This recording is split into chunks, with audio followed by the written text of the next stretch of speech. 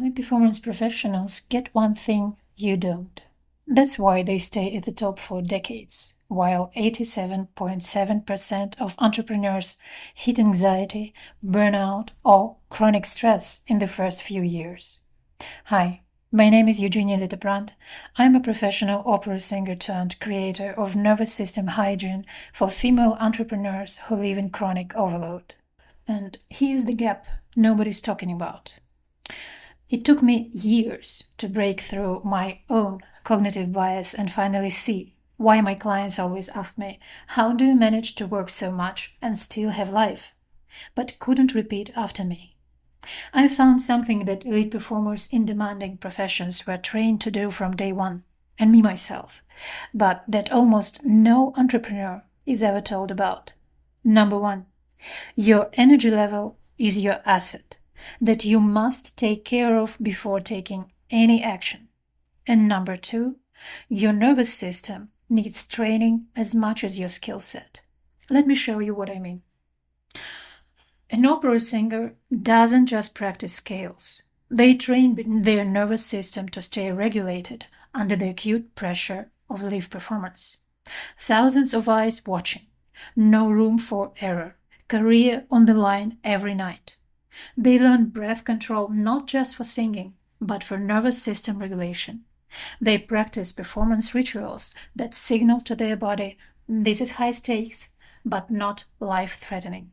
And besides that, they manage their energy between performances because they know their instrument, their body, needs systematic maintenance.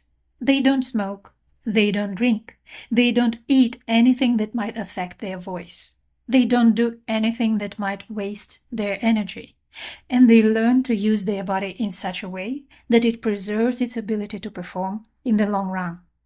You won't be able to sustain a lifelong career if you wear your vocal cords out. A ballet dancer spends years conditioning their nervous system to tolerate pain, maintain focus through injury, and perform with precision while their body is actually screaming. But here's the key. They do this with structure, with coaches, with protocols, with algorithms. They learn to build and use their body in such a way that it preserves its ability to perform in the long run. You won't be able to sustain a career if you break your leg or overextend your spine, and if you crash every time after a hard performance. So, understanding that their nervous system is foundational infrastructure, not an afterthought, is their skill number one. Special forces operators, same thing. They train extensively to keep their nervous system regulated under literal life or death conditions. They don't just tough it out. They use breath work, stress inoculation, and systematic recovery because they know if their nervous system fails, everything fails. As an entrepreneur, have you ever been trained in energy management? Beyond the usual wake up at 5 a.m. and go to the gym advice. If you are like hundreds of my clients, no, you have not. You were thrown into all of this with zero nervous system training. You were thrown into constant, unrelenting pressure with no preparation for what that does to your body. And you drag through a day on the gas you have left, hoping that somehow you'll manage. And you operate like this for years, treating your body and nervous system like it should just handle it, without any intentional conditioning. The result? 87.7% of entrepreneurs struggle with anxiety, burnout, or chronic stress. I can't sleep, I can't rest, I just can't do any more. This is what I hear from my clients every single time. They're not weaker than opera singers or special forces operators, and definitely not weaker than me. They just never learned that their body is a tool that requires regular maintenance, and their nervous system is the foundation everything else rests on. Here's what it costs, according to research. Dysregulation slows your recovery from setbacks by 43%. It cuts your productive output by 37%. But the deeper cost is this.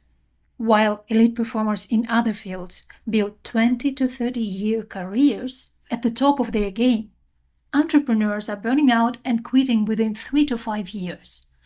Not because the business failed, because their body and nervous system couldn't sustain the load. The difference isn't talent or ambition, it's training. Opera singers don't have better genetics for stress. Ballet dancers aren't just built different. Special forces operators aren't superhumans. They all have one thing entrepreneurs don't: intentional training as a core part of their professional development. They are trained to know that you can't perform at the highest level, consistently, over time, under pressure, without energy management and nervous system hygiene. They know that regulation isn't a nice to have, it's infrastructure. What this means for you: if you are trying to build a sustainable business without training your nervous system, you are trying to run a marathon without training your cardiovascular system. It might work for a while, but eventually your body will force you to stop. The entrepreneurs who scale without burning out, they figured it out, often the hard way, that nervous system regulation is a skill you can develop. Not through meditation apps or finding balance. Most of the times such advice is useless. Opera and ballet existed centuries before yoga retreats were invented. But through systematic training that prepares your nervous system to handle real business pressure the same way an athlete trains their body to handle physical demands. Here's where to start. For the next week, or tomorrow, right away, after planning your week, look at every important event that requires your peak performance and ask yourself, do I know how to guarantee my peak performance for this event? Do I know how to prevent crashing right after or during this event? Or do I just hope that my endurance and belief in myself will push me through? If you don't know, it doesn't mean that you're weak. It means that you've never been trained. You wouldn't expect to sing at the Met without vocal training, would you? You wouldn't expect to dance with the Bolshoi Theater without ballet training. You wouldn't expect to operate in special forces without special training. But somehow we expect entrepreneurs to handle constant, unrelenting pressure with zero training in sustaining such pressure. And then we're surprised when 87.7% of them are struggling. The gap isn't ambition, it's not work ethic, it's not even strategy. It's that we are trying to build careers in a high-demand profession without training the one system that determines whether we can sustain it.